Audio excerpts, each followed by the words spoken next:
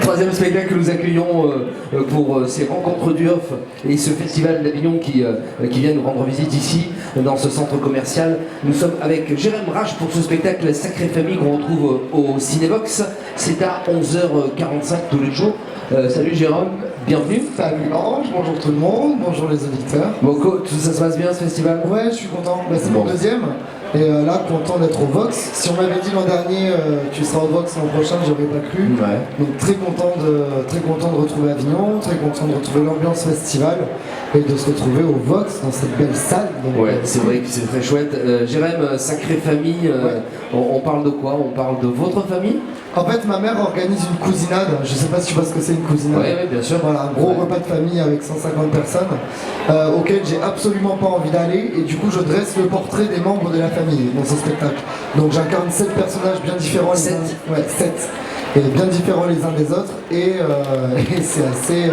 ils sont tous vraiment poussés à l'extrême, on va dire. Et la question c'est, est-ce que je vais finir par y aller ou pas à cette cousinade?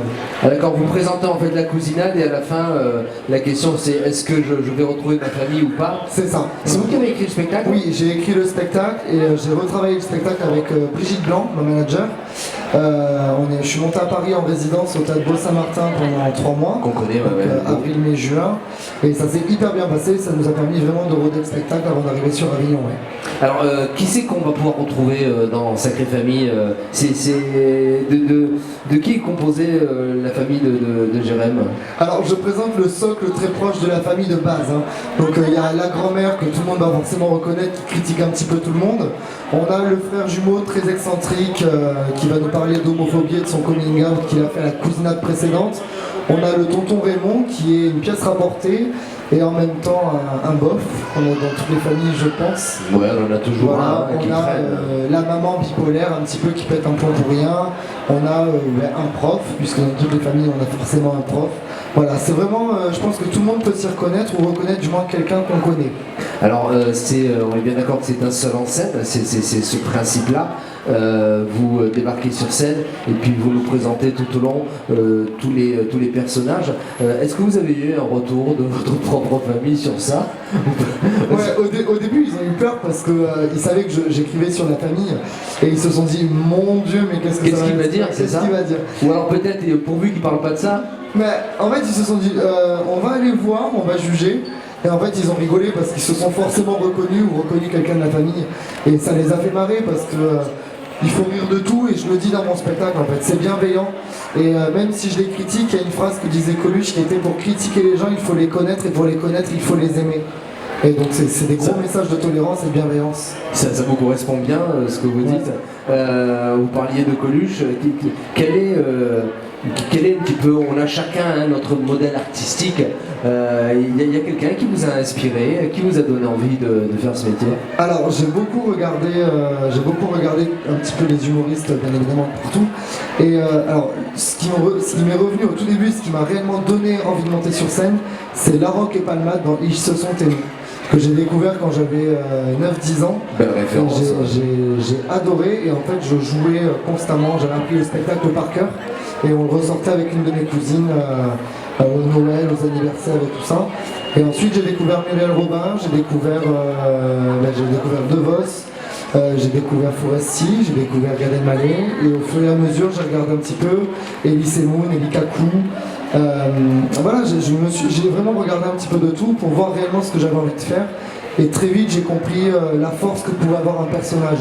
Parce que se mettre dans la peau d'un personnage, on peut, pour moi, hein, je pense qu'on peut envoyer plus de messages en caricaturant un personnage ou en le poussant à l'extrême.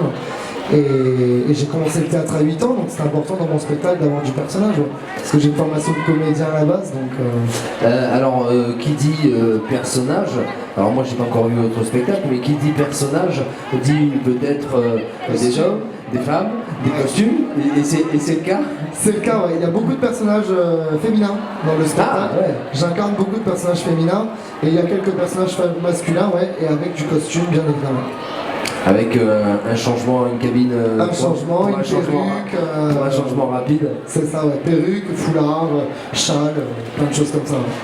L'année dernière déjà vous étiez venu avec ce spectacle. C'était pas le même. C'était pas le même.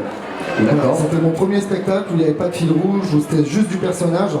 Et donc là, c'est le deuxième spectacle. Quel est le travail que vous devez faire comme ça pour passer aussi rapidement d'un personnage à l'autre au niveau de l'acting, au niveau du travail d'acteur, comment vous avez abordé tout ça en fait? En fait, c'est par des changements de voix très rapides. Et bien évidemment, on entrecoupe quand même dans le spectacle avec un blackout et une musique pour chaque personnage, ou sinon des jeux de lumière qui nous aident à rentrer dans l'univers de chacun. Mais ça, c'est vraiment à travailler parce que chaque personnage est très écrit et a son caractère, sa manière de faire. On lui a trouvé un métier, on lui a trouvé un prénom.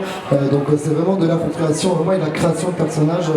Je me suis inspiré de ma vie de tous les jours. Par exemple, quand je fais ma grand-mère était réellement comme je la décris dans le spectacle. Donc, la petite catalane, tu vois, qui te critique tout le monde et qui te parle comme ça, hein. Voilà, donc c'est vraiment du changement d'attitude, de gestuelle et de voix. Ça c'est la grand-mère, on peut avoir aussi une autre voix. Là, on a le frère jumeau, tu vois, qui est très... ça va, toi, chaton. On a la même couleur. Faut que tu vas dire, c'est pas ça se va. Faut que tu viennes voir le spectacle de mon frère, hein. Ouais, mais oui, bien sûr que je vais venir. T'es pas obligé de venir avec ta femme, hein. Tu peux venir tout seul, tu sais. Hein? Ah, dis donc, comme ça, on repartira tous les deux. Ça va? Ils ont l'air contents, les gens ici, hein. Ouais, ils ont l'air bien là. On rencontre au fil de ce spectacle tous ces personnages. Jérém Rache, on va continuer à parler de vous un petit peu plus personnellement, Yes. de votre parcours de comédien et d'acteur. Sacrée Famille, c'est au Cinévox, c'est à 11h45. Vous faites des relâches? Ouais, on relâche les mardis. Relâche les mardis, un petit peu de musique, on se retrouve juste après. On continue avec Jérém Rache et ce spectacle Sacrée Famille à retrouver au Cinévox à 11h45. On va parler un petit peu plus de vous. Vous nous avez dit que vous avez préparé et travaillé sur ce spectacle au Beau Saint-Martin avant de venir nous le présenter ici sur ce festival. Quel a été votre parcours artistique? Vous avez toujours été sur le seul en scène ou pas? Alors en fait, j'ai commencé moi le théâtre à 8 ans. Et par oblige, il m'avait dit tu passes un bac, tu fais des études, donc chose que j'ai faite. On est tous passés par là. C'est ça. Et de base, moi je suis assistant de production et régisseur audiovisuel. Donc je suis parti travailler à Paris en fait, j'ai bossé pour Fiori, Bruel, Natacha Saint-Pierre, Ariel Dombal, Cabrel. Je m'occupais d'organiser les tournages de clips et je partais avec eux pour m'occuper d'eux sur les tournages. Et en fait, c'est quand on m'a proposé mon CDI que je me suis dit j'ai quand même un rêve de gosse. Et j'ai envie de faire du one man. Donc j'ai tout plaqué et je suis redescendu dans le sud. Et j'ai écrit mon premier spectacle et ça a été compliqué parce que je ne savais pas réellement où je voulais aller, je ne savais pas ce que je voulais dire. Et au fur et à mesure, on se trouve. Ouais, on se cherche un peu, on se trouve. C'est vrai que c'est difficile de trouver vers quelle orientation. Au début, c'est une horreur. Moi, j'ai passé des journées entières dans des PMU à attendre et à écouter les discussions des uns et des autres. En me disant mais qu'est-ce que je vais écrire, qu'est-ce que je vais dire. Et en fait c'est pour ça que le premier spectacle, il n'y avait pas forcément de message, il n'y avait pas forcément d'histoire, c'était une suite de personnages. Et sur Sacrée Famille, à un moment donné, j'ai eu envie de m'élever un petit peu plus, de trouver un lien, j'avais des messages aussi à faire passer et on y va au fur et à mesure. Les rencontres sont sûrement aussi importantes, il y a des personnes qui vous ont aidé. Ouais, Brigitte Blanc, tu vois, je fais Avignon l'an dernier et elle sort de mon spectacle en me disant ouais, continue, c'est bien, t'iras pas plus loin parce qu'il n'y a rien dans ton spectacle. C'est des critiques peut-être difficiles à entendre sur le coup. Oui, non. Moi, j'ai jamais pris ça négativement parce que je trouve que toute critique est constructive. C'est-à-dire que quelqu'un qui va sortir de ton spectacle en disant putain, je me suis régalé, merci, ça fait plaisir. Quelqu'un qui va dire j'ai pas aimé pour telle et telle raison, pourquoi pas. Donc c'est que d'autres personnes aussi n'aiment pas pour telle ou telle raison. Donc c'est hyper important d'être à l'écoute aussi de ce que les gens pensent. 10, 15 ans, vous vous voyez faire quoi? J'en sais rien, je sais pas. Vous projetez pas? Je sais pas. En fait, moi, si tu veux, je me prends pas le chou, c'est-à-dire que je fais au jour le jour. Aujourd'hui, je m'amuse. Je pensais pas aller aussi loin déjà avec sur ma scène, carrière dans le spectacle. Donc, je pense qu'il y a à prendre.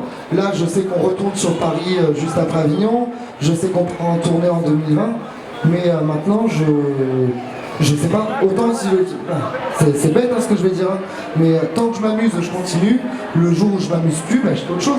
Comme dans votre premier métier finalement. Ouais, c'est ça. C'est un petit peu ça. Mais ouais, mais c'est important, je trouve, dans la vie en fait, de s'écouter, d'être en accord avec soi-même. Faut faire ce qu'on a envie de faire et il faut pas se prendre la tête. Si ce qu'on fait dans la vie, ça devient une contrainte, faut arrêter de faire autre chose. Bien sûr.